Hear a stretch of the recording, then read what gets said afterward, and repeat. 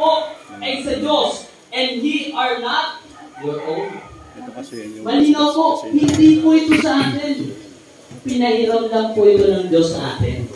Mapalad po tayo, no? Dahil tayo ay nandirito na ngayon at nararanasan natin kung ano po yung ginawa ng Diyos sa atin. No? Ito pong sabi ng verse 20. For ye are bought with the price. Meron pong bayad ng may halaga. Hindi po yaman. Hindi po ng ano paman, kundi ang pinambayad po rito ng ating Panginoon yung kanyang banal na dugo.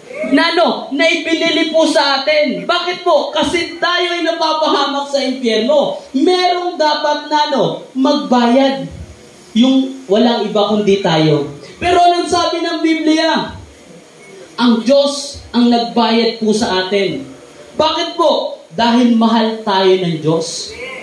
Yun po yung dapat pong maunawaan natin sa oras na ito. Minahal po tayo ng Diyos na kahit na tayo ay isang makasalanan.